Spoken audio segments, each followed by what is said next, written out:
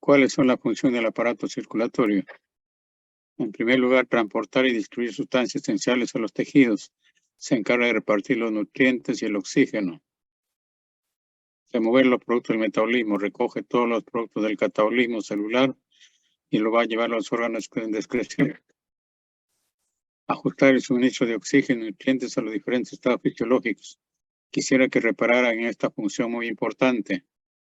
El aparato cardiovascular está diseñado de tal manera de que envía un volumen de sangre que contiene la cantidad suficiente de oxígeno que necesitan los tejidos en ese momento. Ojo que en ese momento quiere decir que si un tejido está en actividad, necesita más oxígeno y el aparato cardiovascular es capaz de enviarle más sangre. Si está en reposo, hace lo inverso. Regulación de la temperatura corporal. Comunicación humoral. Es la encargada de transportar las hormonas producidas por las glándulas de secreción internas hacia los órganos blancos.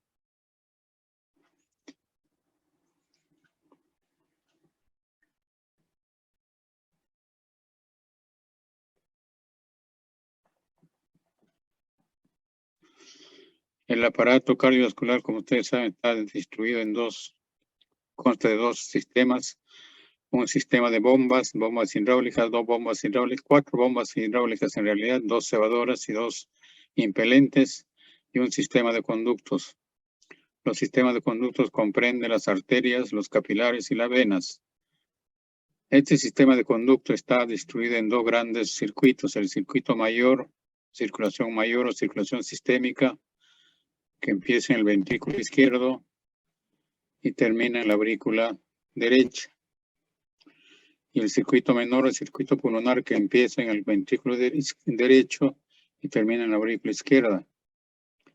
Estos 2 sistemas tienen funciones diferentes.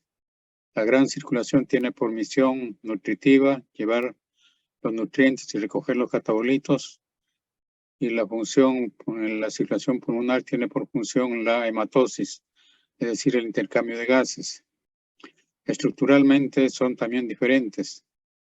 En el tejido, en la gran circulación,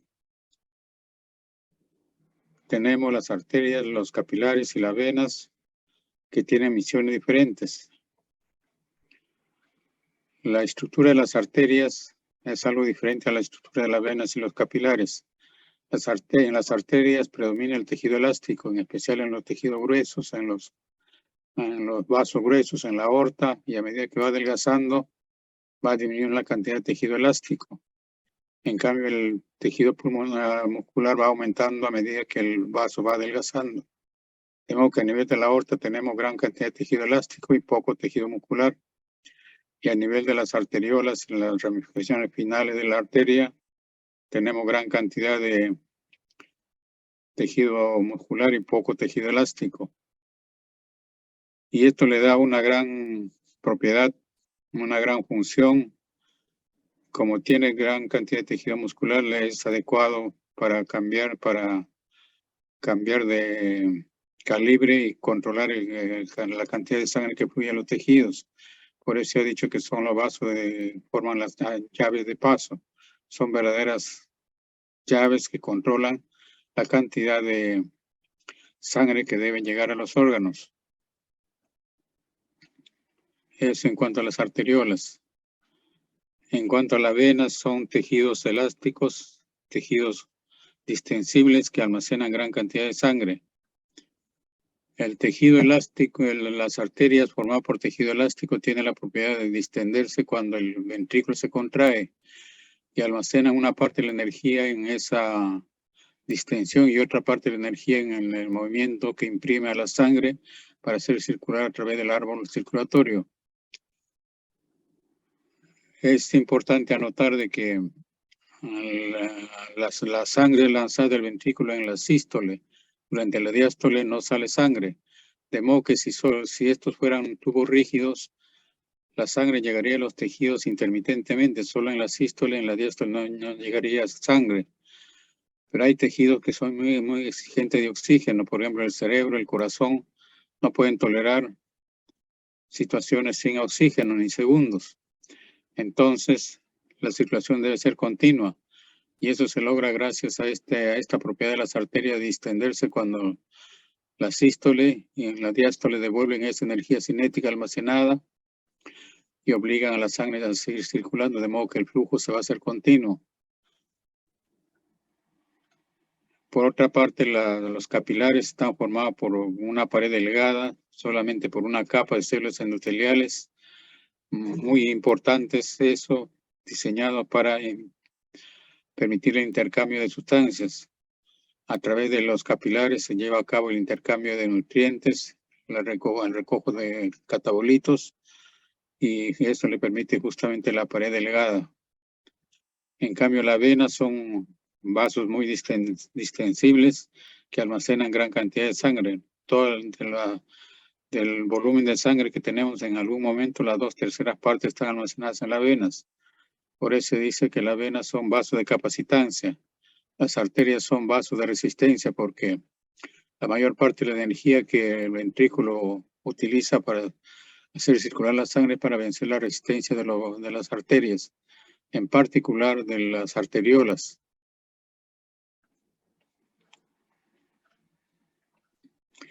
Otro hecho importante es la situación de los órganos que en el aparato circulatorio en el organismo están en paralelo, no en serie, no a continuación de otro, porque ¿qué pasaría si fuera en serie? Si fuera en serie, colocar los órganos uno después de otro, la sangre que viene oxigenada del ventrículo llevaría oxígeno al primer órgano, al segundo pasaría poco oxígeno, al tercero ya no pasaría oxígeno. Entonces se vería en dificultades para oxigenar a los diferentes tejidos. Felizmente en el organismo están en paralelo. La sangre que sale del ventrículo llega a todos los órganos igualmente oxigenado. Y otro es que el aparato cardiovascular muchas veces debe llevar gran cantidad de sangre a un órgano y disminuir la irrigación de otro órgano. Eso es posible porque están colocados en paralelo. Con la vasoconstricción disminuye el aporte sanguíneo a un órgano y con la vasodilatación aumenta el aporte sanguíneo en otro órgano. Eso sería imposible si los órganos estuvieran en serie. En serie, la misma cantidad de sangre llegaría al primer órgano, al segundo órgano, y no sería posible diferenciar el volumen de sangre que llega a los órganos. De modo que la colocación en paralelo es muy importante. Acá, para darnos una idea de la localización de los volúmenes sanguíneos, el 67% está en el lado venoso, más de las 2/3 partes en venas y vénulas, 5% en los capilares. Este es el volumen más importante de la sangre, puesto que sobre esto se van a llevar a cabo los intercambios de nutrientes, de catabolitos a nivel de las células. En las arterias el 11%. En la vena pulmonar es 5%, en las arterias pulmonares 3%, en los capilares y pulmones 4% y en los ventrículos y aurículas 5%. Recuerden este hecho que en las venas tenemos almacenada el gran volumen de sangre. Otro hecho importante es la caída de la presión arterial. La máxima presión arterial es a nivel de la aorta. A nivel de la aorta se registran los máximos valores y a medida que el vaso va adelgazando, grandes arterias, medianas arterias, pequeñas arterias, va disminuyendo la presión. En las arteriolas es donde cae más la presión, los capilares sigue disminuyendo. La sangre, igual que el aire, todos los fluidos fluyen siempre de zonas de gran presión a zonas de menor presión. Entonces, de la aorta va a fluir hacia las venas por la gradiente presión. Acá, para remarcar la estructura de los vasos que mencionamos, en las grandes arterias predomina el tejido elástico y a medida que el vaso va disminuyendo la cantidad de tejido elástico. En las capilares ya no hay tejido elástico. El tejido muscular en las grandes arterias es poca, en las pequeñas arterias va aumentando y en los arteriolas la máxima cantidad de tejido muscular. Eso le da la propiedad, dijimos, de controlar la perfusión de los órganos. Y en los capilares no tenemos ni tejido elástico ni muscular, solamente formado por una capa de células endoteliales, dijimos, inadecuado para el intercambio de sustancias. Bueno, un aspecto más de la caída de la presión arterial. A nivel de la aorta, grandes arterias, arteriolas, capilares. ¿Se ve mi puntero? Sí, doctor. Gracias. Otro hecho importante es que los vasos arteriales, la aorta, se divide y progresivamente se va dividiendo en más ramas. Si sumamos la sección transversal de las ramas, cada vez va aumentando más. En la aorta, por ejemplo, es de 4.5 centímetros cuadrados. A nivel de los capilares, la suma de todas las superficies de los capilares es de 4.500 centímetros cuadrados. O sea, a medida que se va ramificando, va aumentando la superficie transversal. Entonces, los fluidos en tubos estrechos tienen cierta velocidad, en tubos más gruesos tienen menos velocidad. Entonces, la sangre es como si pasara de un conducto estrecho a un conducto grueso. Y eso está graficado acá. La sección transversal en las grandes arterias es pequeña, en las pequeñas arterias, las arteriolas, y aumenta grandemente a nivel de los capilares. Luego empieza a disminuir al pasar al estado venoso. Y la velocidad es inversamente proporcional a la sección transversal. La velocidad es grande cuando la sección transversal es pequeña y va creciendo a medida que la sección transversal va creciendo, va disminuyendo la velocidad, y donde la sección transversal es máxima a nivel de los capilares, la velocidad es mínima. Y esto es muy conveniente, puesto que a nivel de los capilares es donde se lleva a cabo el intercambio, y justamente la baja velocidad de circulación de la sangre a ese nivel favorece el intercambio de nutrientes. En el lado venoso la situación es inversa. Luego los capilares se van juntando en la vena, la vénula, las grandes venas. La superficie transversal va disminuyendo y la velocidad va aumentando nuevamente.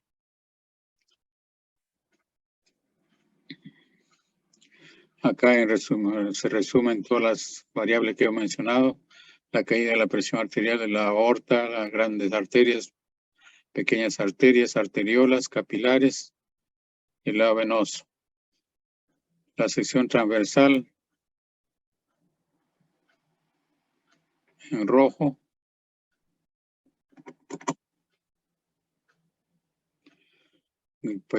Pequeña en las arterias y en los capilares grande.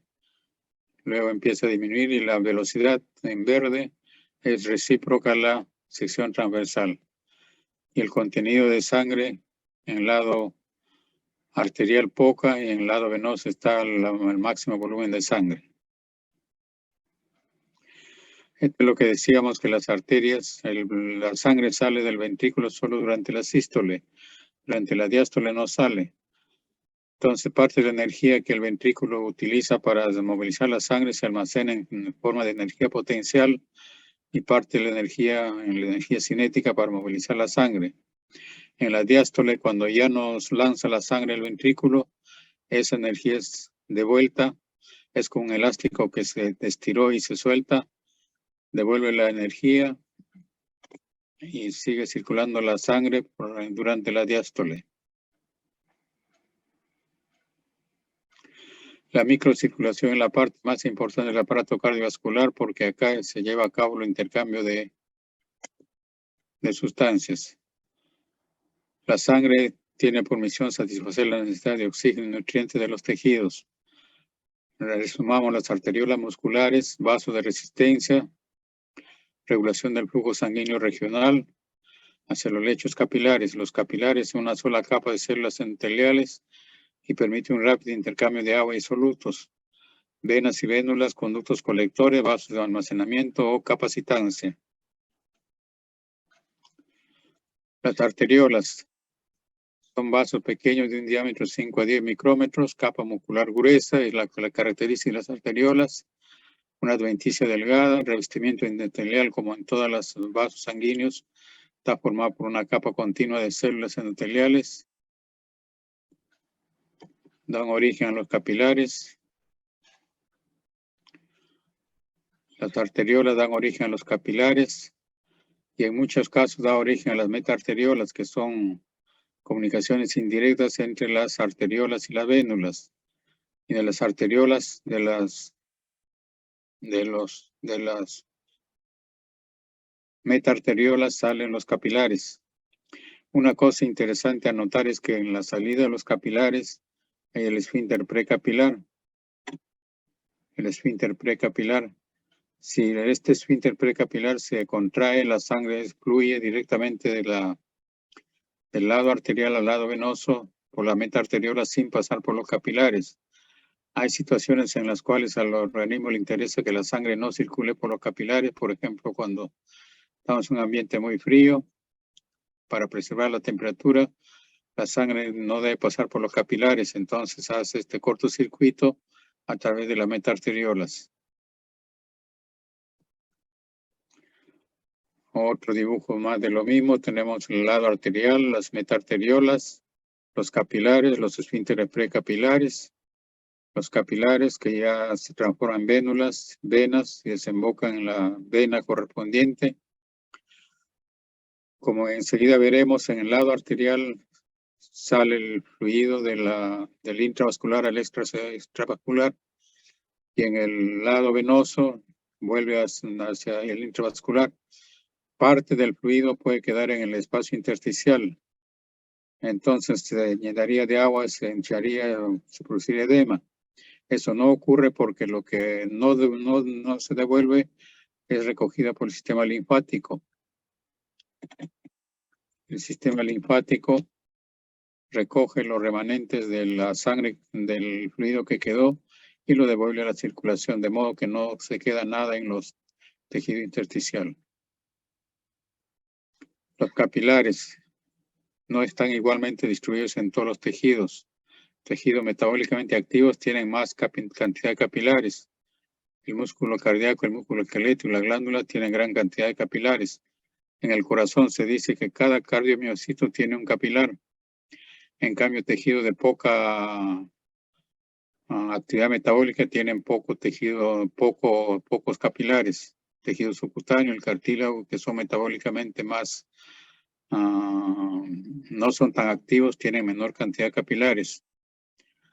El flujo sanguíneo es uniforme y depende del estado contráctil de las arteriolas. Las arteriolas controlan el calibre de los capilares. Los capilares, como solo tienen una capa, no tienen capa muscular, no pueden controlar su calibre. Entonces su presión es controlada por cosas que ocurren antes del capilar y cosas que ocurren después del capilar. Así, si hay una vasodilatación precapilar, en la arteriola, por ejemplo, si hay vasodilatación, habrá aumento de la presión en el capilar. Si hay vasoconstricción, habrá disminución de la presión en el capilar. Y al revés, en los vasos postcapilares, si hay aumenta la presión, va a haber aumento de la presión en el capilar. Si hay disminución de la presión en el vaso postcapilar, va a haber también una disminución en los capilares. Los cambios de transmural, entonces, afectan la contracción de los vasos precapilares. Aumento de la presión transmural por aumento de la presión venosa por dilatación de las arteriolas provoca contracción de las arteriolas terminales. Entonces, todo aumento de la presión dentro de los capilares va a provocar una contracción de los esfínteres precapilares para disminuir la presión y normalizar la presión. Al revés, si disminuye la presión, va a haber dilatación para permitir mayor ingreso de sangre y aumentar la presión.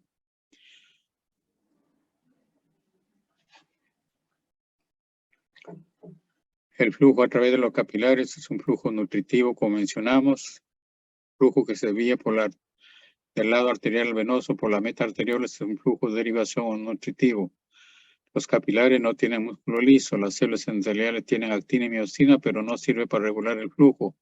Igual que ustedes han visto en las células musculares, existe la actina y la miosina en las células endoteliales, pero no es para controlar el flujo. La variación del diámetro capilar son pasivas y causadas por alteración en la resistencia precapilar y postcapilar. Otra característica de los capilares es que tienen poros, tienen ventanas, fenestras. Capilares del hígado muy permeables y sale la albúmina. Pueden salir grandes moléculas como las albúminas. Capilares musculares menos permeables, las ventanas son de menor diámetro. La terminación venosa más permeable que las arteriales permite mayor permeabilidad de sustancias. El músculo cardíaco y esquelético hendidura entre células endoteliales adyacentes que permite el pasaje de moléculas pequeñas. En el cerebro no hay poros, esa es la base física de la barrera hematoencefálica. Capilares del riñón y del intestino, fenestraciones de 20 a 100 micrómetros de ancho, son ventanas grandes que dejan pasar moléculas grandes durante el intercambio de sustancias. En cambio, en el hígado el endotelio es discontinuo, las células no están pegadas unas a otras. Dejan rendijas por donde pueden pasar moléculas muy grandes y hasta células. Esto es lo que decimos, un epitelio continuo. Un epitelio fenestrado presenta ventanas y un epitelio discontinuo que deja rendijas entre las células endoteliales. Esto es importante para el transporte de sustancias. Las sustancias pueden ser transportadas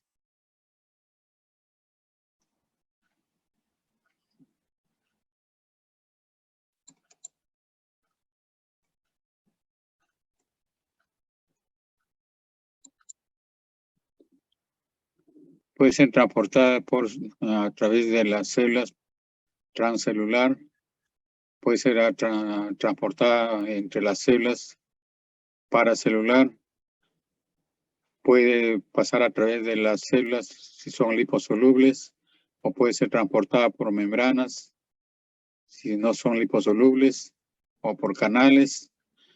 Puede ser transportada por la ventana, por las fenestras, o puede ser transportada por la rendija que queda entre las células epidendoteliales. Dijimos que la función más importante de los capilares era el intercambio de sustancias entre la sangre y el extracelular. Solventes y solutos atraviesan la pared endotelial mediante 3 procesos importantes: la difusión, la filtración y la pinocitosis. La difusión controla entrada y salida de nutrientes. La difusión es el factor más clave en el intercambio de gases, sustratos y productos de desechos entre los capilares y las células de los tejidos.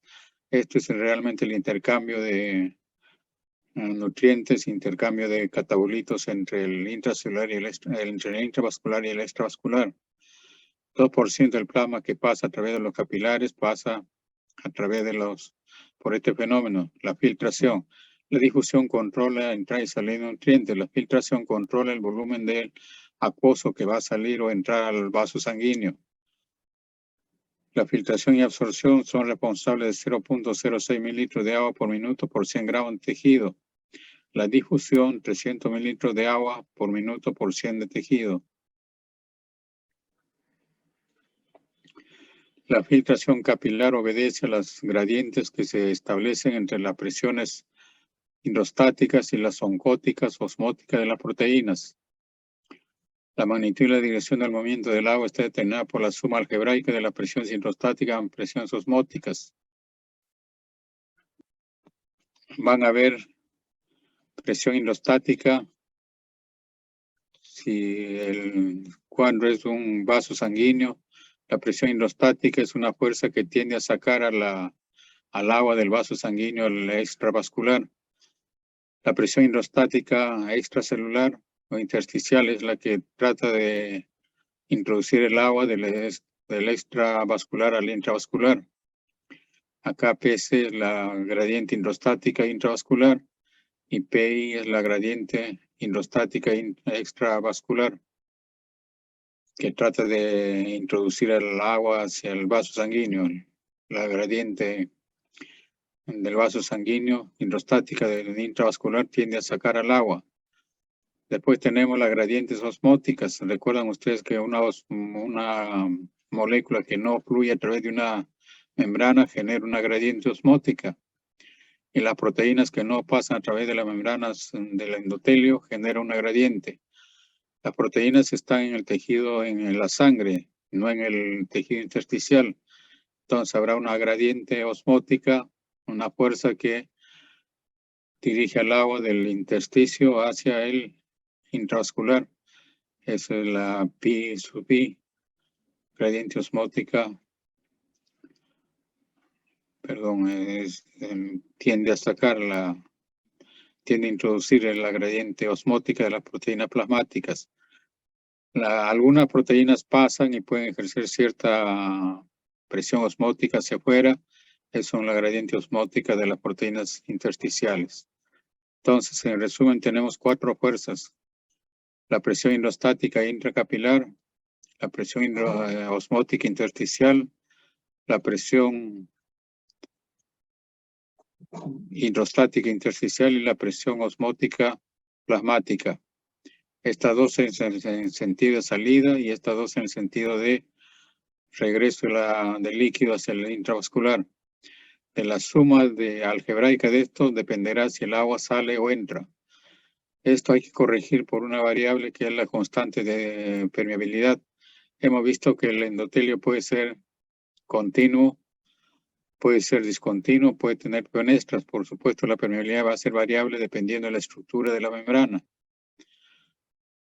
Entonces, para corregir ese problema, se introduce esta constante de permeabilidad, constante filtración. Acá un ejemplo práctico. La presión arterial, la presión hidrostática, que es remanente de la presión arterial que llega a los capilares en el lado arterial, 40 milímetros de mercurio. A medida que transcurre por el capilar va disminuyendo, en el lado venoso llega a ser 16 milímetros de mercurio. La presión hidrostática entonces va disminuyendo a medida que va del lado arterial al lado venoso. La presión hidrostática, 25 milímetros de mercurio. La presión oncótica, 25 milímetros de mercurio. La presión oncótica es en el sentido de entrada del líquido, más o menos permanece constante. Aunque hay un ligero aumento a nivel intermedio, puesto que ciertas proteínas salen, pero es despreciable la variación, de modo que casi podemos considerar como constante la presión osmótica de 25 milímetros de mercurio en el sentido de entrada del líquido. La presión hidrostática intersticial, al principio 3, luego va aumentando puesto que el líquido va saliendo, se va acumulando, luego disminuye puesto que el líquido va volviendo. Si sumamos todas las fuerzas de salida y de entrada, nos da acá 12 milímetros más 12 milímetros de mercurio. Que sea positivo significa que priman las fuerzas de salida. Acá la presión nos da la suma total 0. El agua no entra ni sale. Acá la presión nos da negativo, significa que el agua vuelve. Entonces, en el lado arterial el agua tiende a salir, en el lado venoso el agua tiende a volver. Pero dijimos que no todo el 100% vuelve, una parte se queda y esa parte que queda pues de vuelta por la circulación linfática. Y justamente los vasos linfáticos son parecidos a los capilares, está formado también por una sola capa de células endoteliales, carecen de uniones unidas entre las células endoteliales. Acá las células endoteliales no están unidas unas a otras, están libres, están más bien unidas a los tejidos adyacentes.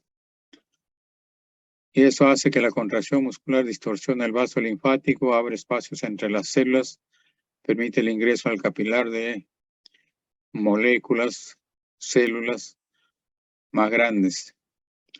El linfático contiene proteínas, grandes partículas y células. El filtrado capilar sanguíneo, proteínas y células que pasan del compartimiento vascular al intersticial, esas que se quedaron, que no volvieron, vuelven a la circulación por los linfáticos. Los linfáticos se movilizan gracias a la presión tisular, contracción del músculo esquelético, contracción de los vasos linfáticos, y esto es favorecido por la existencia de válvulas unidireccionales que permiten la circulación de la linfa en sentido anterógrado y no retrógrado. Este es un músculo, la bomba muscular. Las válvulas correspondientes que solo dejan pasar al linfa en esta dirección. Si pretende regresar, se cierran las válvulas. Entonces, cuando el músculo se contrae, ejerce presión sobre la linfa es impelida hacia adelante en la bomba muscular. Igual ocurre con la circulación venosa.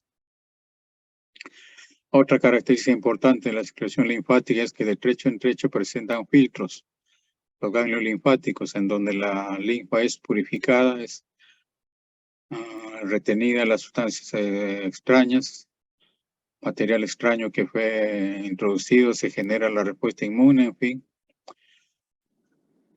Esto está colocado de trecho en trecho en la circulación linfática.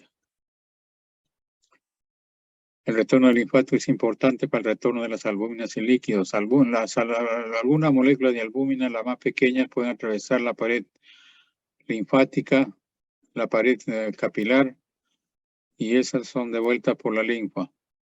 Porque si se acumulara, iría aumentando la presión osmótica intersticial y al final sería a causa de producción de edemas. Y eso no ocurre porque esas proteínas que filtraron son devueltas por el sistema linfático. Pero no todos los tejidos tienen vasos linfáticos. El cartílago, el hueso, los epitelios, tejidos del sistema nervioso central no tienen linfáticos.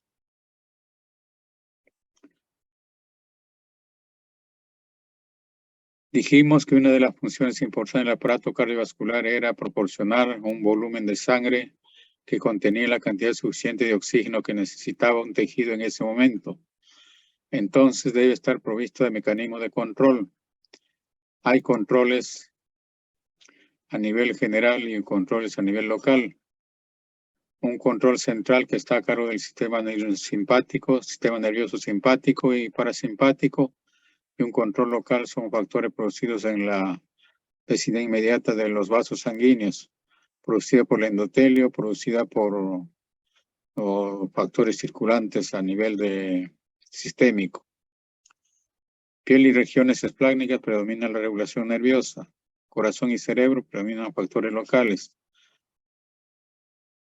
O sea, tejidos que son muy dependientes del oxígeno, que no pueden privarse del oxígeno por ningún momento, tienen control local. Ellos mismos controlan su perfusión. Regiones que pueden tolerar, que no son muy exigentes de oxígeno, obedecen al control general. Piel y regiones esplácnicas. Los vasos de resistencia arteriola regulan el flujo sanguíneo en todo el cuerpo. Las arteriolas dijimos que eran las llaves de paso, eran los que controlaban la perfusión de los órganos. Para recordarle que la sangre que sale del ventrículo izquierdo por la aorta es repartida a los diferentes tejidos, no según su masa, sino según la función que van a cumplir. Al cerebro va el 15%, al corazón 5%, el riñón, por ejemplo, que es una estructura de un órgano pequeño, recibe la cuarta parte del débito cardíaco, el 25%, por la función depuradora que debe hacer del plasma. Y así cada órgano recibe la cantidad suficiente para cumplir con su función. La protagonista de nuestra historia son las células lisas vasculares, que son pequeñas, mononucleares, fusiformes, controlan la resistencia periférica total. Recuerden que la resistencia periférica total está determinada por el estado de vasoconstricción o vasodilatación de los vasos, tono arterial y venoso, distribución del flujo sanguíneo en todo el organismo. Revisemos los factores que controlan la circulación. Control extrínseco del flujo sanguíneo periférico. La inervación simpática. ¿Qué hace la inervación simpática? ¿Cómo controla el flujo? Estimulación de la región dorsolateral del bulbo. Produce vasoconstricción, taquicardia, aumenta la contractilidad cardíaca. Hay cierta zona del bulbo que se llama vasomotora, cuya estimulación produce vasoconstricción, taquicardia y aumenta la contractilidad cardíaca. Y a ustedes sospechan, están viendo que estas son las acciones de la estimulación del simpático. Entonces, ese centro vasomotor bulbar corresponde a un centro simpático Las regiones vasoconstrictoras son tónicamente activas. Esos centros que producen vasoconstricción, taquicardia, aumento de la contractilidad cardíaca, tienen función tónica. Eso quiere decir que siempre están funcionando. O sea, si fuera por esos centros, siempre habría vasoconstricción, taquicardia, aumento de la contractilidad cardíaca y hipertensión. Pueden ser modificadas por estímulos reflejos humorales, pueden variar tónicamente, por ejemplo, en la zona del Traube-Hering aumentan la descarga durante la inspiración. Decíamos que estos centros eran tónicamente activos. ¿Cuándo dejan de funcionar? Solo cuando otro centro, el centro vaso inhibidor, los inhibe. Enseguida vamos a ver. Los vasos de capacitancia más sensibles que los de resistencia. Dijimos que el aparato cardiovascular podía proporcionar volumen sanguíneo diferencial a los órganos, a enviar gran cantidad de sangre a un determinado órgano y quitarle sangre a otro órgano. Por ejemplo, en los estados de hemorragia aguda, hemorragia grave, el organismo, el aparato cardiovascular trata de preservar la función cerebral y cardíaca, le envía sangre a estos órganos a expensas de quitarle sangre a otros órganos, a los riñones, a las vísceras. Le envía sangre entonces diferencialmente a los órganos más importantes. Y los mecanismos que utilices para enviar más sangre a un órgano es variar el gasto cardíaco, modificando, aumentando el gasto cardíaco, obtiene más sangre, movilizando la sangre almacenada en el lado venoso. Y el lado venoso es muy sensible al simpático, es más sensible que las arterias. Por eso decimos que los vasos de capacitancia, que es el lado venoso, es más sensible que los de resistencia. Se responde más rápido a la acción del simpático para movilizar la sangre almacenada en ellas. Durante el ejercicio físico, hipotensión, hemorragias, rápidamente se moviliza la sangre almacenada en las arterias. Hay contracción pues, de los vasos de capacitancia.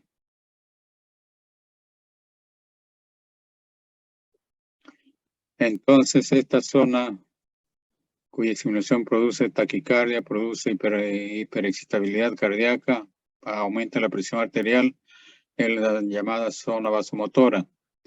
La estimulación de esta zona vasomotora produce toda esa reacción que acabamos de mencionar.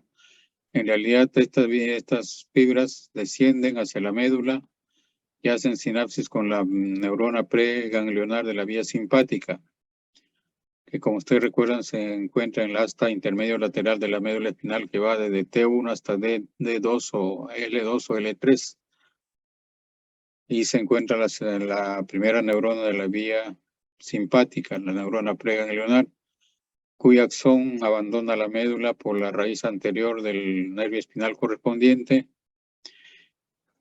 por la rama comunicante, se une al nervio raquídeo y junto con el nervio raquídeo se va a destruir. Pronto abandona el nervio raquídeo por la rama comunicante blanca, se dirige a la segunda neurona, la neurona postganglionar, que se encuentra en el ganglio paravertebral o en el ganglio prevertebral. De ahí se origina la neurona postganglionar, que se vuelve al nervio raquídeo y junto con el nervio raquídeo se distribuye hacia los diferentes tejidos, vasos, en fin. Esto es lo que decíamos, la zona presora o cardioaceleradora da fibras hacia la médula espinal, a la primera neurona de la vía simpática, hasta intermedio lateral, de donde se origina la primera neurona preganglionar por las fibras blancas, rama comunicante gris que va hacia el ganglio paravertebral o el ganglio prevertebral, vuelve por la rama comunicante gris, se junta los nervios raquídeos y junto con los nervios raquídeos se distribuye por las arterias, las venas, y liberando norepinefrina o adrenalina, que es el neurotransmisor en la vía simpática postganglionar. Como decíamos, ese centro cardioacelerador en realidad es un centro simpático. Un centro simpático cuya estimulación produce vasoconstricción, produce taquicardia, produce contracción del músculo y tiene una función tónica, siempre está funcionando, siempre está descargando. Solamente deja de descargar, deja de funcionar cuando otro centro cardiodepresor, que es un centro vagal, lo inhibe. Estos centros son centros vulvares. Centros medulares, dicen en inglés, médula le llaman al bulbo. Centros vulvares, el simpático y el parasimpático. Estos centros vulvares son, a su vez, reciben influencia del hipotálamo. El hipotálamo de la corteza cerebral, en especial del sistema límbico. Eso explica cómo una tensión violenta, una cólera o una emoción violenta intensa puede alterar la presión arterial a través de este sistema corteza, hipotálamo, bulbo y el sistema periférico. Una cólera violenta, una emoción violenta puede subir la presión arterial, en algunos casos puede bajar la presión arterial, depende de la personalidad del individuo.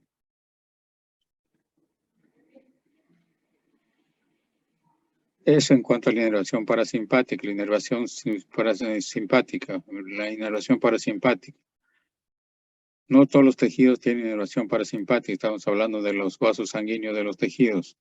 Músculo esquelético y piel no tienen inervación parasimpática, de modo que la regulación de la circulación en estos solamente es activando y desactivando el simpático.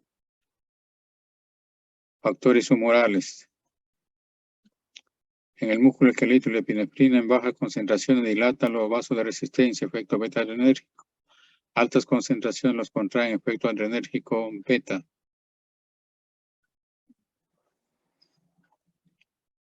En la piel solamente hay receptores alfa. La epinefrina solo produce vasoconstricción. Los lechos vasculares, norepinefrina, también vasoconstricción.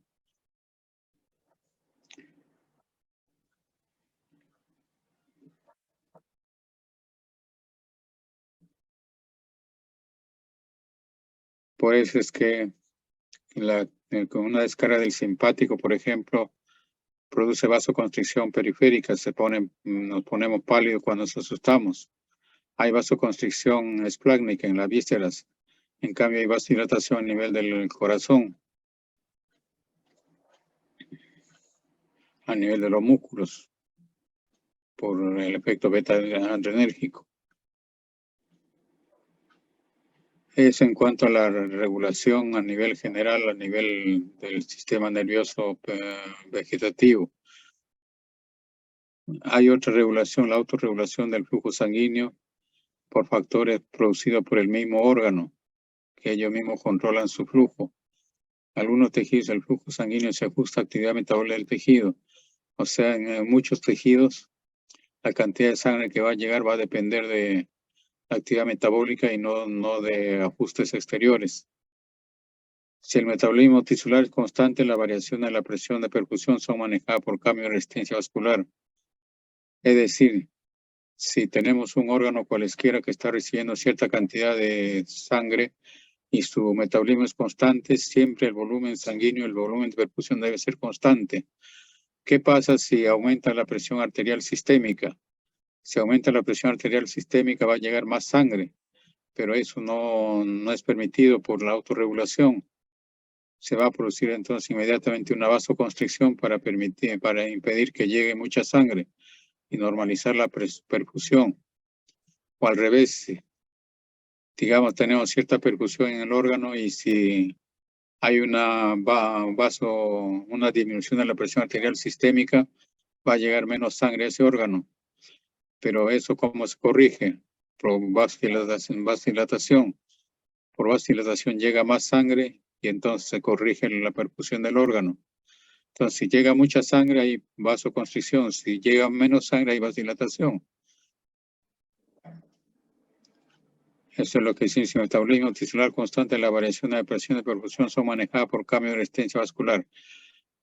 ¿A qué se debe esa autorregulación? Hipotensión miógena, hipótesis miógena. El músculo liso vascular se contrae en respuesta al estiramiento. Cuando hay hipertensión, el músculo se estira y entonces la respuesta es la vasoconstricción. Y se relaja al reducirse la tensión. Si hay hipotensión, se relaja y entonces se relaja más para permitir mayor ingreso de sangre. Y otra hipótesis, la hipótesis metabólica, que la regulación se lleva a cabo por la acumulación de sustancias vasodilatadoras. La hipoxia produce liberación de metabolitos vasodilatadores de los tejidos. Esto produce vasodilatación de los vasos de resistencia. Se han aislado una serie de mediadores: ácido láctico, anhídrido carbónico, ion hidrógeno, la tensión de oxígeno, adenosina, potasio, fosfatos, osmolaridad, aumento de la osmolaridad del líquido intersticial, prostaglandinas, en fin, una serie de mediadores que serían responsables de la regulación del flujo. Un factor muy importante es la adenosina. Normalmente, ustedes saben, la actividad requiere el uso de ATP. El ATP se transforma en AMP y para resintetizar el ATP se necesita oxígeno, se necesita energía.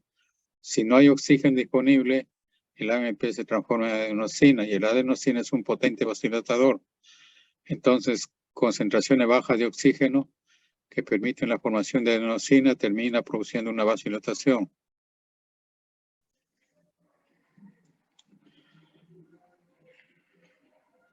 Este es un bonito esquema que nos explica el comportamiento de ciertos lechos vasculares frente a los cambios de la estimulación simpática. O sea, hemos dicho que hay vasos que obedecen a la estimulación general a través del nervio simpático, el parasimpático, y otros que no obedecen al control general, sino controlan su propio flujo. Son los que autorregulan. En esta gráfica, en las abscisas, está representada la intensidad de la estimulación simpática.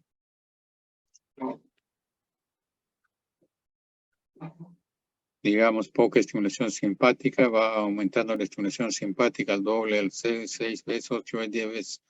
Intensidad de estimulación simpática. Acá la respuesta simpática, la vasoconstricción, intensidad de la vasoconstricción. Poca respuesta, más respuesta, en fin.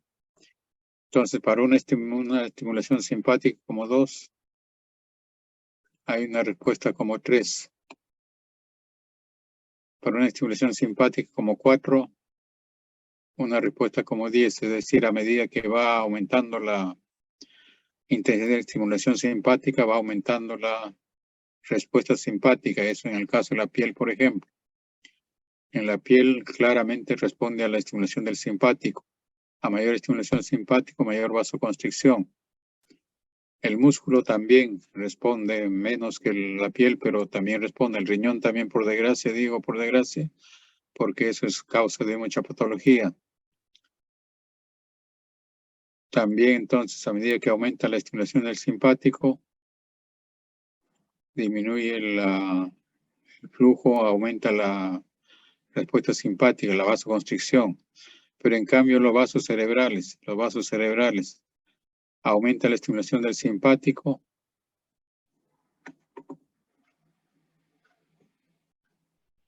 y no hay aumento de resistencia, no hay respuesta simpática. En el corazón no solo que no aumenta, sino que al contrario disminuye con la estimulación del simpático. Esto es muy importante porque el cerebro y el corazón no responden a la estimulación del simpático. Malo sería si los vasos coronarios, por ejemplo, respondieran al simpático. El simpático se activa cuando estamos en situaciones de emergencia, de peligro. Entonces necesitamos más sangre en el cerebro, más sangre en el corazón. En cambio, no necesitamos sangre en la piel, en las vísceras. Hay una redistribución del flujo sanguíneo. Imagínense en el corazón, si hubiera vasoconstricción por el simpático, sería fatal, puesto que el corazón debe funcionar más, necesita más oxígeno, necesita más flujo. Felizmente no responde al control general, control simpático.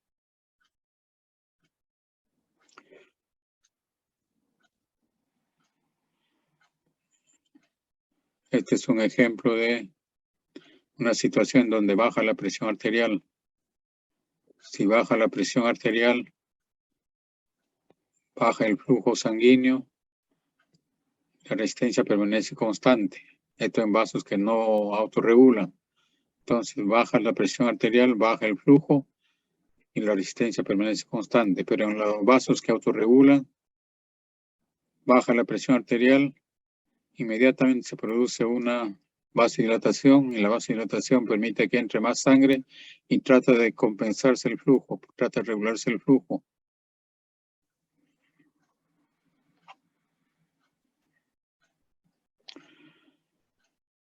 Este estado de contracción o dilatación de los vasos sanguíneos obedece pues a la función de la arteriola, que es sensible a factores extrínsecos y a factores intrínsecos, factores extrínsecos neurales y humorales, factores intrínsecos, metabolitos tisulares, hormonas locales, o la propiedad miógena de responder dilatándose o contrayéndose, factores endoteliales.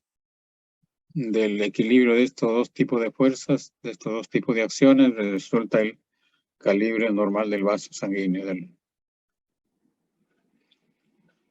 Recordemos algunas sustancias vasodilatadoras: la adenosina, la prostaglandina I2, péptido natriurético auricular, la bradiquinina, el potasio ion hidrógeno, los beta-2 adrenérgicos, el óxido nítrico.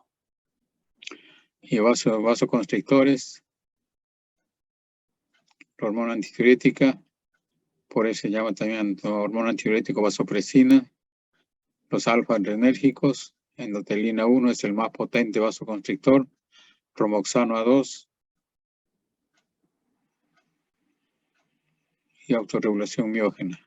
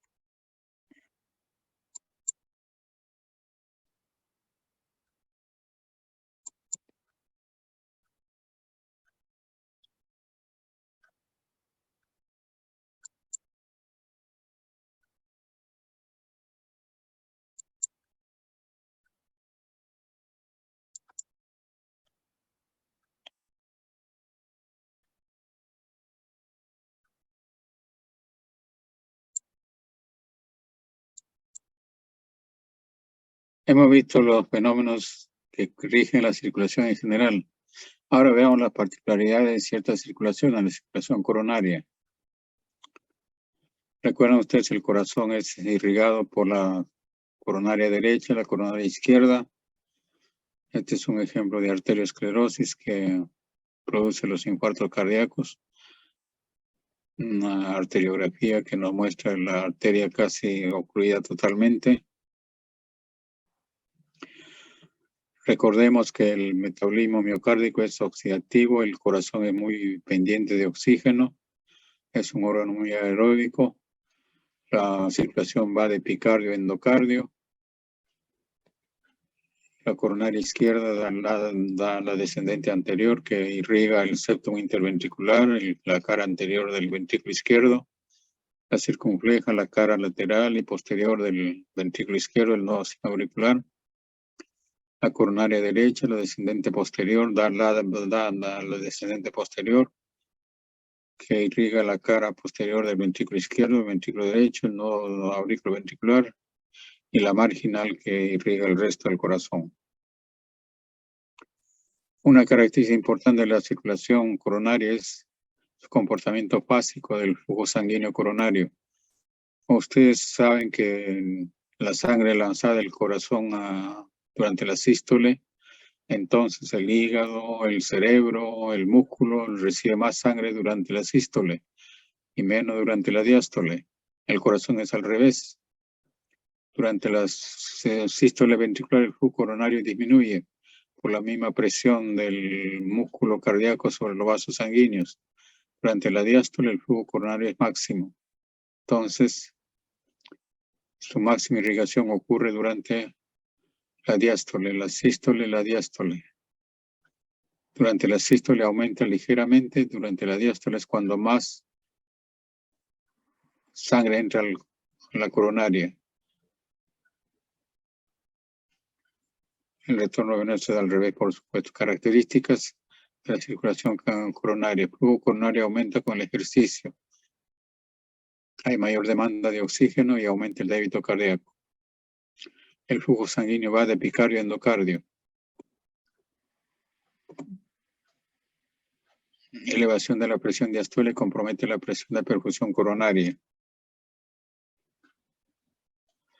Veamos por qué circula la sangre por las coronarias. Dijimos que siempre la sangre, como los gases, circulaban de zona de gran presión a zona de menor presión. Este es el ventrículo derecho y el ventrículo izquierdo.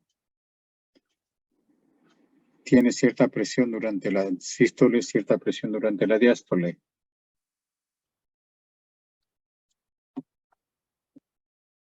Acá tenemos la aorta, la presión aórtica. Cuando se cierran las válvulas sigmoideas, tenemos la presión aórtica en 80 diastólica. Entonces, la sangre circula desde la aorta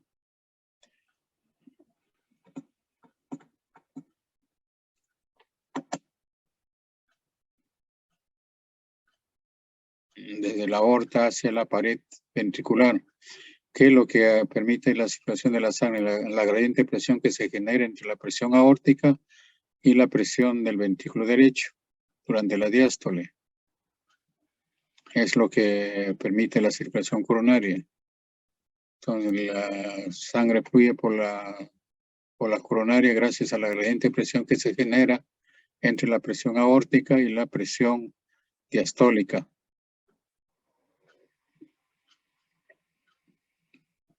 Por eso decimos que la elevación de la presión diastólica compromete la presión de perfusión coronaria. El ejercicio conduce a la apertura de la circulación colateral coronaria. La reserva coronaria permite aumentar el flujo durante el ejercicio. Consume el 10% del oxígeno total. El corazón 0.5% del cuerpo. Miren, siendo el 0.5% consume el 10%, la décima parte del débito cardíaco.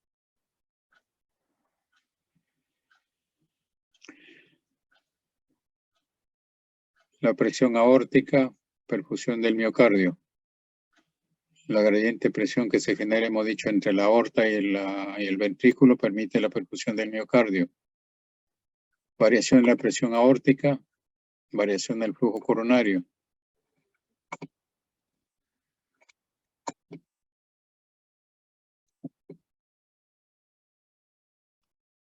Pero lo más importante es que aumente la actividad metabólica del corazón, disminuye la resistencia coronaria, es decir, produce vasodilatación.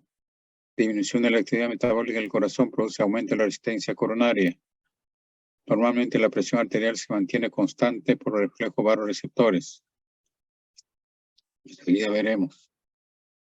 Entonces tenemos la presión aórtica, la sístole auricular, la sístole isovolumétrica, ventricular isovolumétrica, el periodo de eyección, la diástole isovolumétrica, el periodo de llenado ventricular rápido, llenado ventricular lento. Las presiones que ocurren en la perfusión.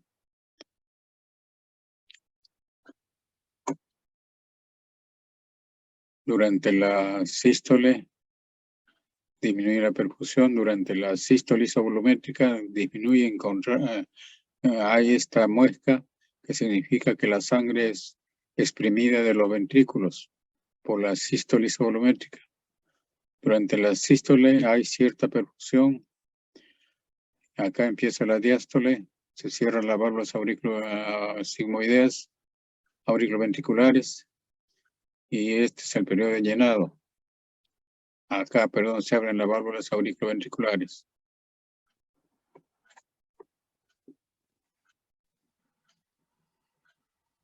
Acá se abren las válvulas auriculoventriculares y empieza el llenado ventricular rápido, el llenado ventricular lento.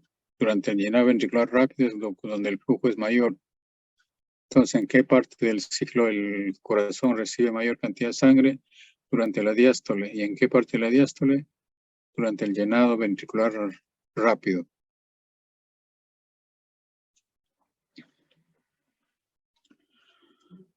La ventana de flujo coronario. Esta ventana nos determina la cantidad de sangre que llega al ventrículo. El corazón tiene una propiedad importante que puede aumentar o disminuir su velocidad de contracción, es decir, la frecuencia cardíaca. Si aumenta la frecuencia cardíaca, por supuesto, disminuye la duración del ciclo cardíaco. Cuanto mayor sea la frecuencia, menor el ciclo cardíaco. Pero esta disminución del ciclo cardíaco ocurre a expensas más de la diástole. También disminuye la sístole, pero mayormente la diástole. Entonces, la taquicardia, ¿qué va a producir? La taquicardia va a producir acortamiento del periodo diastólico. Y justo durante el periodo diastólico es cuando el corazón recibe su mayor perfusión. Entonces, una taquicardia muy grande puede disminuir mucho la perfusión del miocardio. Entonces, la duración de la diástole, acá el factor 1, es importante para la perfusión. Cuanto menor dure la diástole, menor perfusión.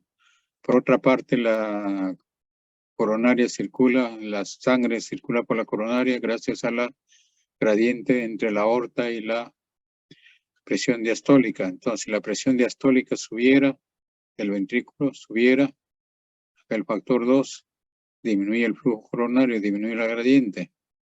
Por otra parte, el factor 3, si la presión aórtica disminuyera, también disminuiría la perfusión coronaria. Entonces, 3 factores que pueden alterar la perfusión del miocardio.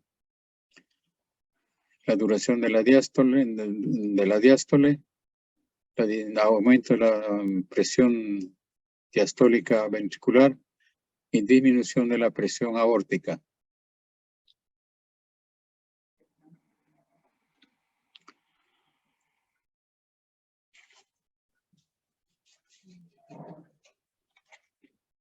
Los cambios del flujo coronario se deben a alteración del calibre de la base de resistencia, como en todo órgano. En respuesta a la demanda metabólica del miocardio. Compresión del miocardio en contracción sobre los vasos sanguíneos, compresión extravascular o resistencia extracoronaria. Es un factor que distorsiona la perfusión del corazón, cosa que no ocurre con los otros órganos.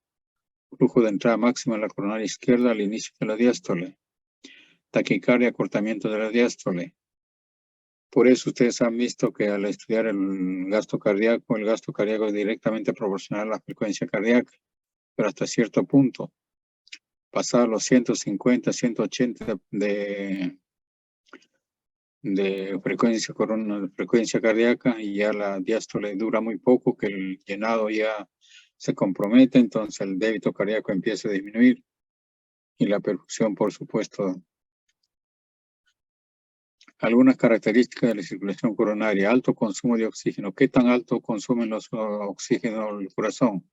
8 a 10 mililitros por minuto por 100 gramos de tejido. Es un gran consumo de oxígeno. Dijimos que consumía el 10% del oxígeno total. Elevada extracción de oxígeno. Esta es otra característica, otra desventaja del músculo cardíaco. Cuando la sangre pasa por los alvéolos en donde recibe su oxígeno, se carga de oxígeno y cargan 20 mililitros de oxígeno por cada 100 mililitros de sangre. Entonces, a nivel alveolar se carga de oxígeno y la máxima cantidad de oxígeno que puede cargar a nivel del mar es de 20 mililitros de oxígeno por cada 100 mililitros de sangre. Esa sangre oxigenada llega a los tejidos. No estamos hablando del corazón, de los otros tejidos. Esos tejidos se quedan con 5 mililitros y la sangre que decimos no oxigenada, la sangre venosa, tiene 15 mililitros de oxígeno. Y esto vuelve al alvéolo a cargar más sangre. O sea, en cada vez solamente deja 5 mililitros de oxígeno por cada 100 mililitros de sangre. O sea, la fracción de extracción es lo que deja, lo que queda de lo que llegó. Entonces 5 sobre 20, 25%. Entonces los tejidos extraen el 25% del oxígeno que les llega. En cambio, el corazón, ¿qué hace? El corazón recibe igual 20 mililitros de oxígeno por cada 100 mililitros de sangre y se queda con 15. De modo que la sangre venosa, la sangre venosa que va por las coronarias, solamente tiene 5 mililitros de oxígeno por cada 100 mililitros de sangre. La fracción de extracción estaría en 15 sobre 20, 75%. A eso nos referimos a elevada extracción de oxígeno. Esta es una desventaja porque los tejidos que necesitan más oxígeno, algún tejido cualquiera que necesita más oxígeno, simplemente resuelve su problema extrayendo más oxígeno. En vez de extraer 5, extrae 10, 15 mililitros de oxígeno y ya tiene resuelto su hipoxia. En cambio, el corazón ya no puede extraer más del 75%. O sea, no tiene esa ventaja de aumentar la fracción de extracción. Efecto mecánico, la contracción dificulta la circulación a nivel del endocardio por la presión tisular, distribución heterogénea. Eso hace que la circulación sea pues diferente en el endocardio, mesocardio y endocardio. El ajuste entre oferta y demanda de oxígeno se requiere mecanismos locales de regulación altamente desarrollados. Entonces, la circulación coronaria es controlada por factores nerviosos, mecánicos, metabólicos y eléctricos, más por los factores metabólicos. Por ejemplo, metabolitos locales. El oxígeno produce vasoconstricción.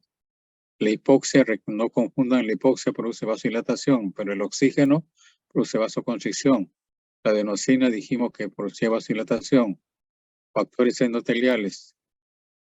El óxido nítrico es vasodilatador, prostaciclina vasodilatador, endotelina vasoconstrictor.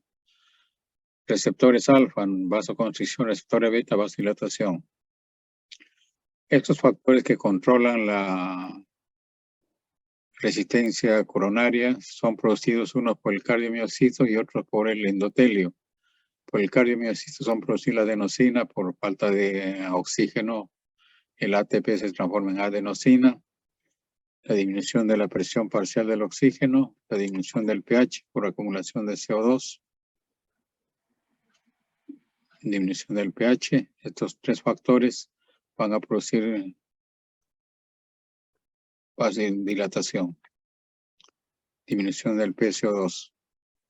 En cambio, el endotelio produce otras sustancias que producen vasodilatación, óxido nítrico, prostaglandina 2, factor hiperpoblación derivado del endotelio, factor natriurético auricular o factor natriurético coronario también le llaman. Acá más específico, el cardiomiocito produce adenosina, ion hidrógeno, anhídrido carbónico, que influyen sobre el músculo liso que va de vasoconstricción a vasodilatación. Las catecolaminas, las beta-catecolaminas, a través del aumento de AMP cíclico, producen vasodilatación. Factor hiperpoblación derivado del endotelio producido por las células endoteliales. Factor hiperpoblación derivado del endotelio. Esto hace que aumente la permeabilidad para el potasio. Si aumenta la permeabilidad para el potasio, hay hiperpolarización y hay relajación de la célula muscular. La prostaglandina 2, que también produce aumento del AMP cíclico y relajación. Péptido natriurético coronario o auricular. Aumenta el GMP cíclico, que también produce vasodilatación. El óxido nítrico. La acetilcolina produce vasodilatación a través de la liberación de óxido nítrico, que aumenta el GMP cíclico. El GMP cíclico produce vasodilatación. Todos estos factores entonces producen vasodilatación. Entonces el calibre es controlado por factores nerviosos, por factores locales producidos en el mismo cardiomiocito, en el endotelio, o factores circulantes que llegan como la catecolamina, por ejemplo.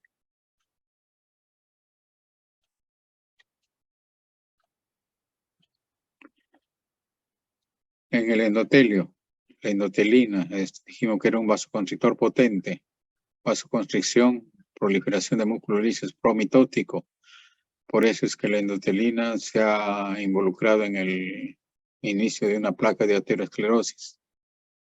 El endotelio, el óxido nítrico, es un vasodilatador. La prostaciclina también un vasodilatador, proviene de la cascada del ácido araquidónico. Producen vasodilatación, antiproliferativo de músculo liso, es antiaterogénico.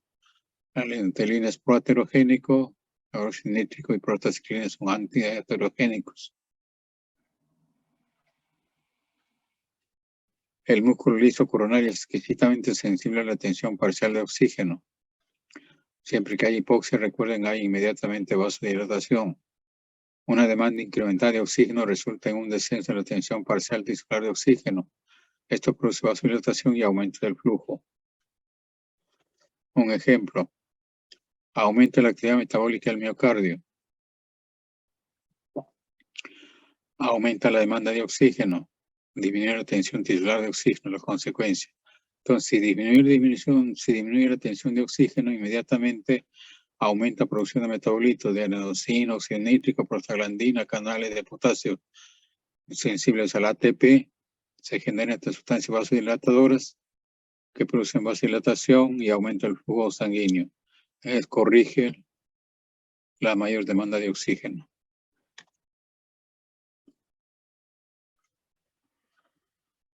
Factores metabólicos. Hay una estrecha relación entre el nivel de actividad metabólica cardíaca y el flujo sanguíneo coronario. Causas, como ya dijimos, acumulación de metabolitos activos, que una serie de metabolitos se han mencionado. El adenosina, entre ellos, es lo más importante. El sistema nervioso simpático también controla la circulación coronaria a través del simpático y el parasimpático. La estimulación del simpático en los vasos coronarios produce vasodilatación. Tiene a regular el flujo coronario en la taquicardia y aumenta la fuerza sistólica. Si hay taquicardia, hay mayor demanda de oxígeno y se aumenta la fuerza de contracción sistólica también. En los vasos coronarios existen receptores alfa constrictores y receptores beta vasodilatadores. Puede participar en el reflejo vasoreceptores y quimioreceptores. El tono constrictor simpático puede ser modulado por la vía reflejo.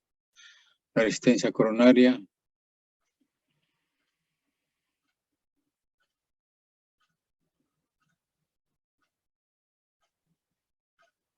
decíamos que el corazón era un órgano muy aeróbico. El consumo de oxígeno está en 78 mililitros de oxígeno, el consumo total. Los catabolitos que consumen son ácidos grasos, 68%. Fíjense ustedes, no es la glucosa el 16%. En condición normal es ácido graso, 68%. Cuando está en hipoxia, se desvía el metabolismo hacia el consumo de glucosa. Pero normalmente el ácido graso es el principal, la fuente energética, el 68%. Músculo cardíaco de mamífero latiendo 8 a 10 mililitros por minuto por 100 gramos de tejido. En reposo 4.5, entonces necesita gran cantidad de oxígeno para contraerse. La circulación tanto venosa como arterial es de epicardio a endocardio. Por eso es que los infartos subendocárdicos comprometen pequeñas zonas, son de menor gravedad. Los infartos epicárdicos comprometen los vasos superficiales, son de gran gravedad.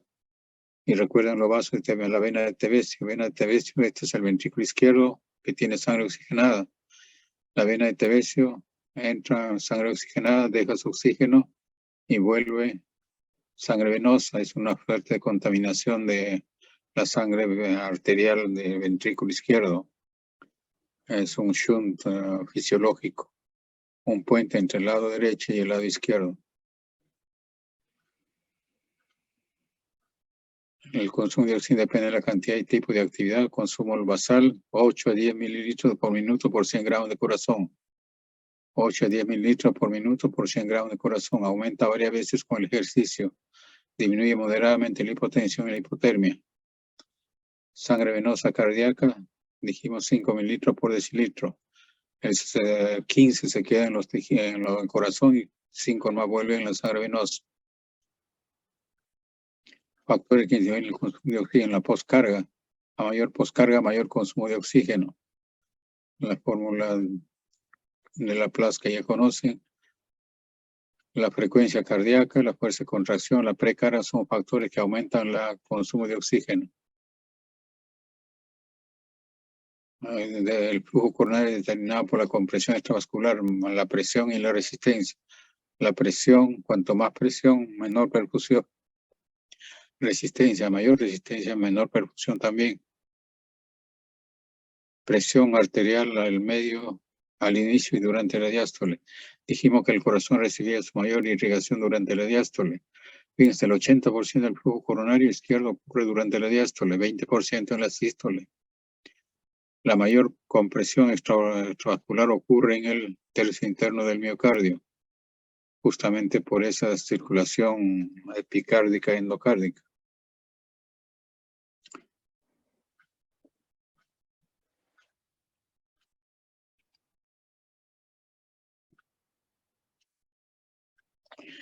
Esta es una bonita gráfica. En las abscisas está el gasto cardíaco, litros por minuto, el trabajo, gasto cardíaco. En la ordenada está el flujo coronario y el consumo de oxígeno. Fíjense ustedes que la relación es lineal entre gasto cardíaco y flujo coronario.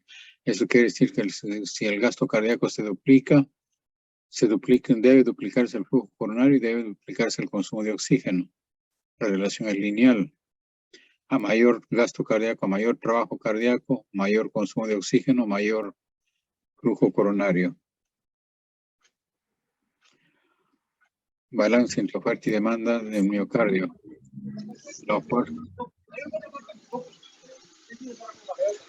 Apaguen su micro, por favor. La oferta y la demanda debe ser equilibrada para que el corazón funcione adecuadamente. La oferta está dada por la resistencia de los vasos coronarios. Si aumenta la resistencia, disminuye el flujo.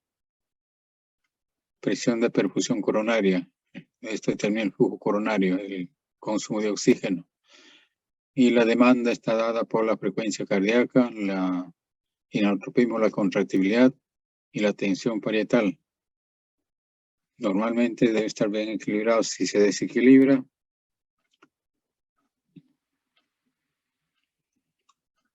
tenemos la hipoxia.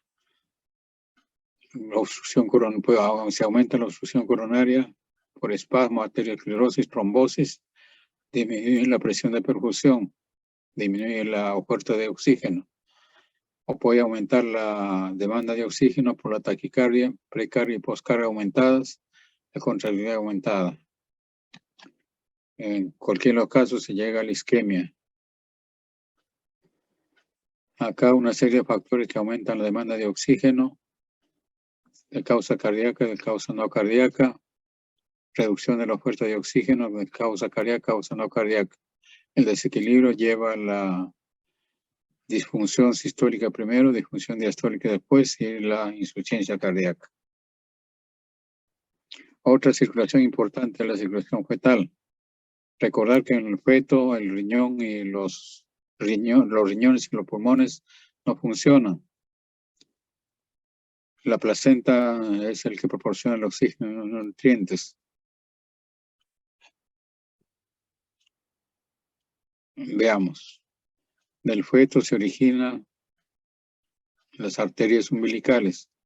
Dos arterias umbilicales van a la placenta. En la placenta reciben el oxígeno y vuelve la sangre por la vena umbilical.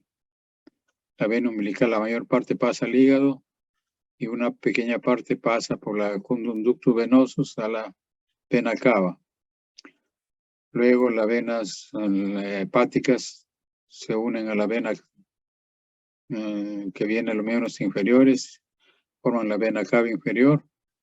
Parece que en esta vena cava inferior los tres contingentes permanecen separados, no se mezclan. La sangre que viene de los miembros inferiores, la sangre que viene del hígado y la sangre que viene del ductus venosos. La sangre oxigenada que viene por la vena venosa, la sangre no oxigenada que viene por las ilíacas. Entonces, la sangre venosa que viene de la hepática y el ducto venoso llegan a la aurícula derecha, pasan por el agujero de oval o botal a la aurícula izquierda, pasa al ventrículo izquierdo y del ventrículo izquierdo parte la aorta, sale por la aorta. Sangre oxigenada. La sangre que venía de los miembros inferiores llega a la aurícula, se une con la sangre de la vena cava superior y juntos pasan al ventrículo derecho. Del ventrículo derecho sale la sangre por la arteria pulmonar. En el feto los pulmones están colapsados, presentan gran resistencia. Entonces, la sangre que sale por la arteria pulmonar, un tercio va hacia los pulmones, 2/3 se va por el agujero con ductus arteriosos, se va a la aorta. Entonces, de la sangre pulmonar, un tercio va a los pulmones y 2/3 se va a la aorta por ductus arteriosos. Se une a la aorta y por la aorta viene la sangre ya mezclada en la sangre venosa, la sangre arterial que venía por el lado del ventrículo izquierdo con la sangre no oxigenada que acaba de recibir del ducto venoso, van a irrigar los miembros inferiores y el tronco. Bueno, eso está acá. La sangre fetal oxigenada en la placenta pasa a través de la vena umbilical hasta el hígado. La mayor parte pasa por el hígado y una pequeña parte se dirige a la vena cava inferior a través del conducto venoso. En la vena cava inferior tiene a mantener su identidad en la vena cava inferior, sangre del ducto venoso, sangre que retorna al tronco y sus unidades inferiores. Luego se unen a la sangre del hígado a través de las venas hepáticas. La crista divide, el tabique interauricular divide la sangre en dos porciones. La corriente mayor, principalmente sangre de vena umbilical, pasa a la aurícula izquierda a través del agujero oval. La corriente menor pasa a la aurícula derecha, se junta con la sangre de vena cava superior y con la sangre del miocardio. Los ventrículos derecho e izquierdo bombean en paralelo en la misma dirección. Recuerden que el adulto es en serie. Debido a la gran resistencia pulmonar, un tercio del gasto pulmonar ventrículo derecho atraviesa los pulmones, 2/3 se va por el ducto venoso, arteriosos. Presión de arteria pulmonar 5 milímetros por mayor que la aorta. En el adulto, el lado izquierdo trabaja con presiones grandes y el lado derecho con presiones menores. En el feto es al revés. Hay mayor presión en la circulación pulmonar que en el lado izquierdo. Al ventrículo izquierdo llega entonces sangre que pasa por el agujero oval que viene de la aurícula, sangre que vuelve de los pulmones y lo bombean a la aorta. 1/3 de la sangre aórtica, sangre muy oxigenada, va a la cabeza, tórax superior y brazo, y 2/3 de la sangre aórtica ya contaminada con la sangre no oxigenada que viene del conductos arteriosos, el resto del organismo y la placenta. La mayor parte de la sangre de la aorta descendente va a la placenta por las arterias umbilicales. La placenta se encarga del intercambio de oxígeno iónico, nutrientes y catabolitos. La gravedad normal, el flujo alcanzaría el equilibrio de tensión de oxígeno de hemoglobina F, tiene mayor afinidad por oxígeno. El P50 de la hemoglobina F, recuerdan que es 19, de la hemoglobina A es 27. Entonces fácilmente se transfiere el oxígeno de la hemoglobina A a la hemoglobina F del feto. Los vasos umbilicales son sensibles al traumatismo, tensión, amina, simpática, media, verdiquinina, angiotensina, variación en PC2. El cierre del vaso umbilicales se debe al aumento del estrés total y presión arterial cuando cesa el flujo en la vena umbilical, conducto venoso, y se cierra. Todo eso que hemos mencionado se produce durante el parto y eso cierra los vasos umbilicales.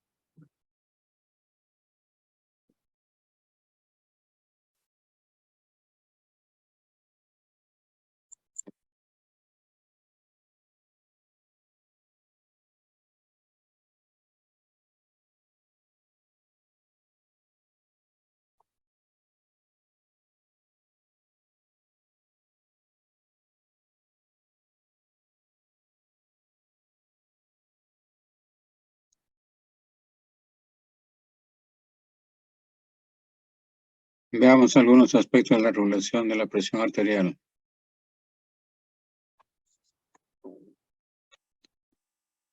Presión arterial máxima sistólica, presión mínima diastólica. Recuerden que la presión sistólica mide la fuerza de contracción ventricular y la presión diastólica mide la rigidez, la resistencia periférica total.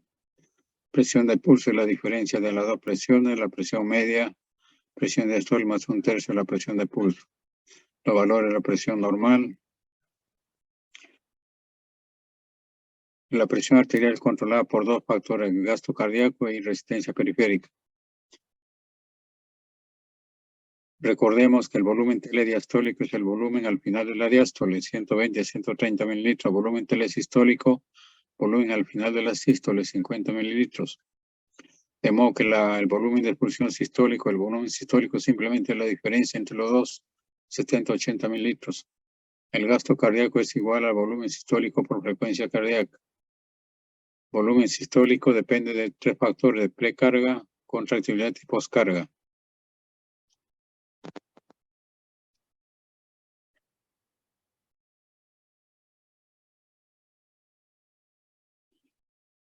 La resistencia periférica es el mayor determinante de la presión diastólica. Recuerden que la presión diastólica mide la resistencia, la rigidez de los vasos sanguíneos.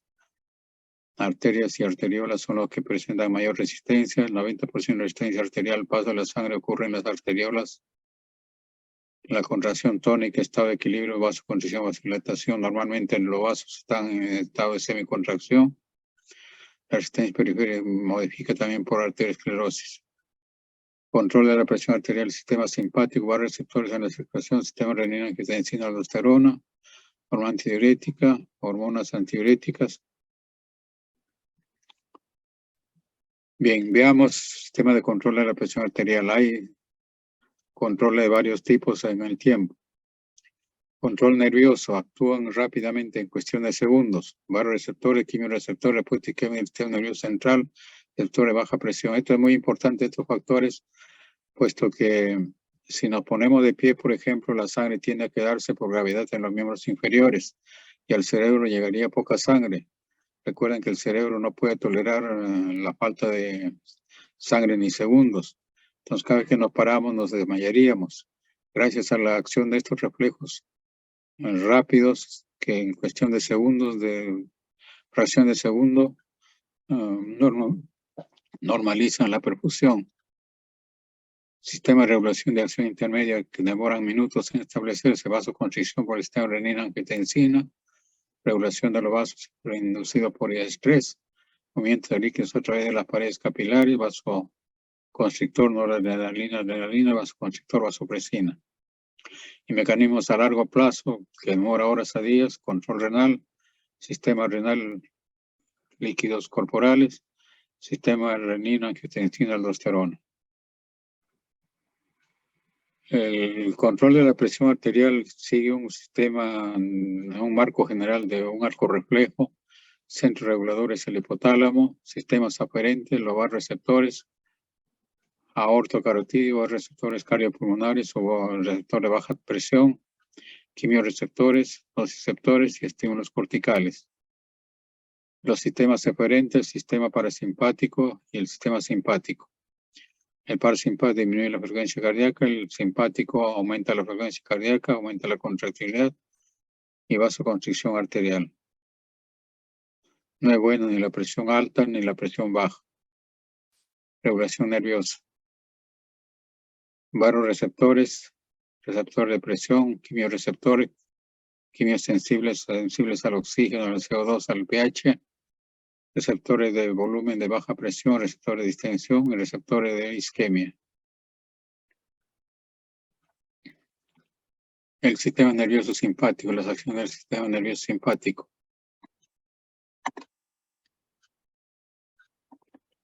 El estímulo simpático produce contracción arterial. La contracción arterial aumenta la resistencia total periférica y eso aumenta la presión arterial.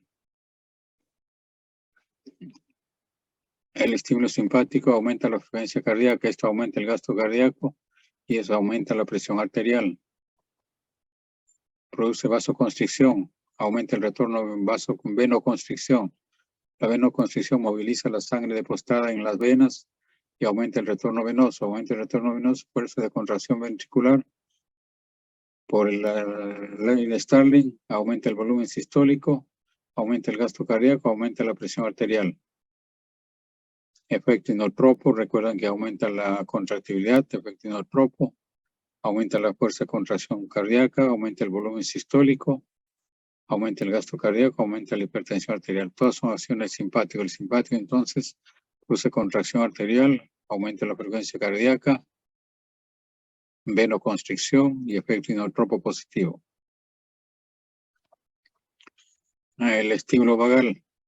El estímulo vagal disminuye la frecuencia cardíaca, disminuye el gasto cardíaco y baja la presión arterial.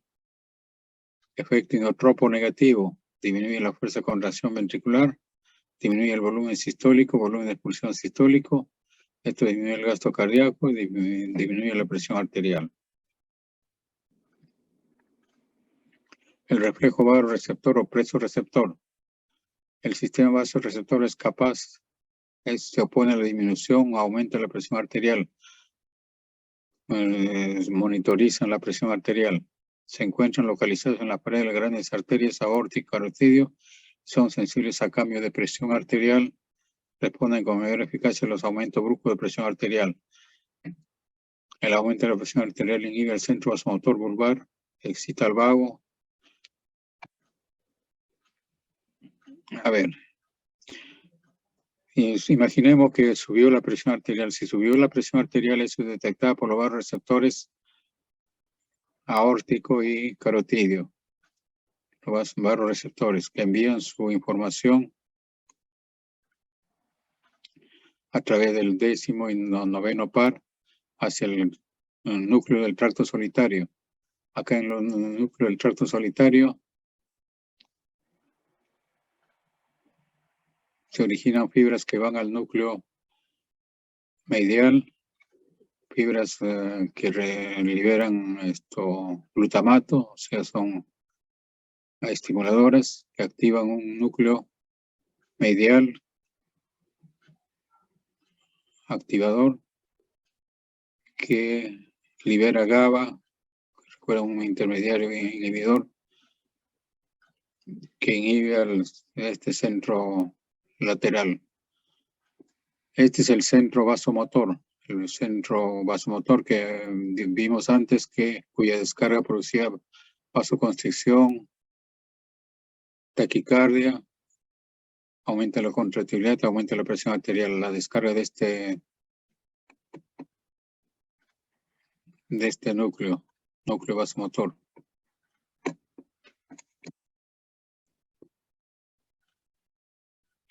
Este es el núcleo vasomotor cuya acción produce taquicardia, aumenta la presión arterial.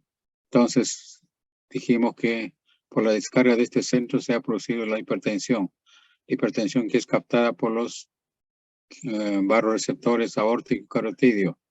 Entonces, esto estimula los núcleos del tracto solitario. Estos estimulan este haz que activa este núcleo inactiva al núcleo y la inactivación paraliza la respuesta.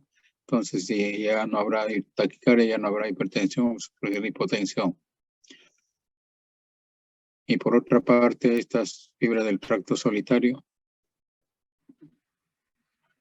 acá está la activación de lo que acabamos de decir, la activación de ese sistema paraliza el sistema cardioacelerador. Pero también del núcleo del tracto solitario parten fibras hacia los núcleos parasimpáticos, núcleo dorsal motor del vago y el núcleo ambiguo, donde parten las fibras preganglionales de vía parasimpática. Entonces, esta vía que partió en los vasoreceptores paraliza la vía simpática y activa la vía parasimpática. La consecuencia será pues una bradicardia, una disminución de la frecuencia cardíaca y hipotensión. El reflejo vasoreceptor tiende a amortiguar los cambios de presión, aumenta la presión arterial, aumenta la actividad del nervio de Hering y vago que lleva de los vasoreceptores, disminuye la actividad de la formación reticular vulvar, el centro vasomotor, disminuye la actividad simpática, activación del núcleo motor del vago y núcleo ambiguo, que aumenta la actividad del parasimpático. Esto lleva a una disminución del gasto cardíaco, una disminución de resistencia total periférica y disminución de la presión arterial. Este es el sistema que controla la presión arterial. Si baja la presión arterial, se invierte todos los fenómenos. La respuesta es del centro de los centros carotídeos, receptores, es a los cambios de presión. Cuando la presión permanece largo tiempo, se van adaptando. Los quimiorreceptores que son sensibles a concentración de oxígeno, del CO2 y iones hidrógeno.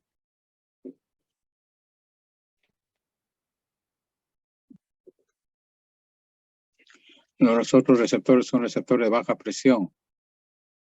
Lo que acabamos de ver son receptores de alta presión. Son receptores de estiramiento ubicados a nivel de las aurículas. Las arterias pulmonares detectan cambios de presión por aumento de volumen en las zonas de baja presión, desencadenando reflejos paralelos a los receptores. La respuesta es similar, pero son estimulados por el aumento de volumen. Aumento de volumen plasmático, estiramiento de las paredes auriculares y ventriculares, aumento de actividad de varios receptores de baja presión, disminuye la actividad simpática, igual que los receptores. Y se acabó nuestra clase.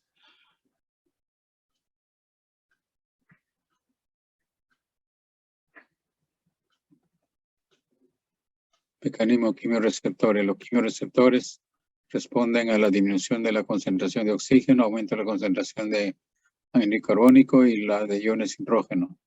Y la respuesta es directa, no es de inhibición. Acá tenemos factores que modifican la actividad del centro vasomotor, estimulación directa, anhídrido carbónico, hipoxia, factores excitadores de la corteza a través del hipotálamo, de las vías nociceptivas y músculos, los quimiorreceptor carotídeo aórtico, factores inhibidores, apariencias inhibidoras de la corteza a través del hipotálamo, de los pulmones, del centro cardio inhibidor que acaba de mencionar, el centro vagal. Respuesta isquémica del sistema nervioso central. Cuando la hipotensión es muy severa, cuando hay hipoxia marcada del cerebro, esta es la respuesta, digamos, final, la respuesta de último recurso del sistema nervioso. Cuando baja la presión menos de 60 milímetros de mercurio, una hipoxia marcada, hay una estimulación del simpático masivo, ahí la presión arterial sube enormemente, hipotensión severa, hipotermia, isquemia en bulbo, hipoxia, se activa en presión menor de 60 milímetros y es máxima entre 15 y 20 milímetros. Máxima respuesta del centro vasomotor, una estimulación masiva, por acumulación de CO2, lactato, la presión puede subir hasta 250. Es un sistema de urgencia. Si no se salva con esto, viene la muerte celular. Otro factor que controla el control derivado de estas moléculas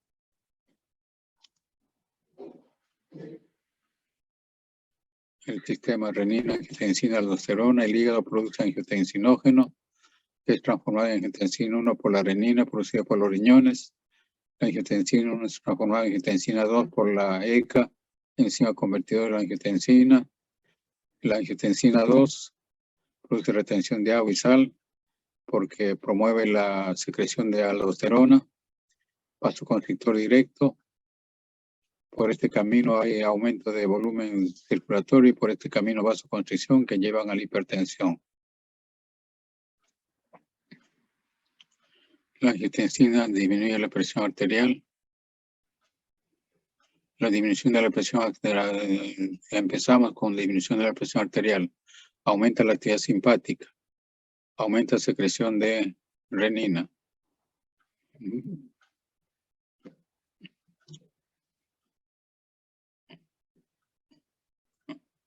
secreción de renina, formación de angiotensina 2, angiotensina 2 que produce vasoconstricción, reabsorción de sodio a través de la reabsorción de la aldosterona, aumenta el volumen plasmático, el gasto cardíaco y sube la presión arterial. La renina es producida por todo factor que produce disminución de la perfusión renal.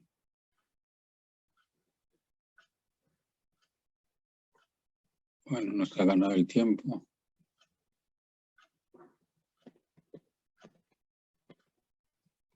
Ahí está el esquema de la acción de la enzima aldosterona.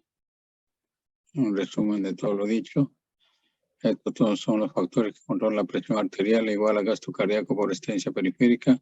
Gasto cardíaco es controlado por la frecuencia cardíaca, la precarga, la contractilidad, la resistencia controlada por la constricción arteriolar, hipertrofia estructural y los factores que controlan cada uno de estos. Este es el esquema global de control de la presión arterial. Otro aspecto de lo mismo.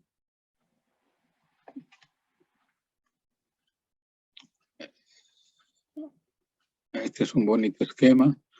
Hay una serie de factores de control de la presión arterial, unos que actúan a los pocos segundos y se van turnando en el tiempo. Los que más tardan son los factores renales.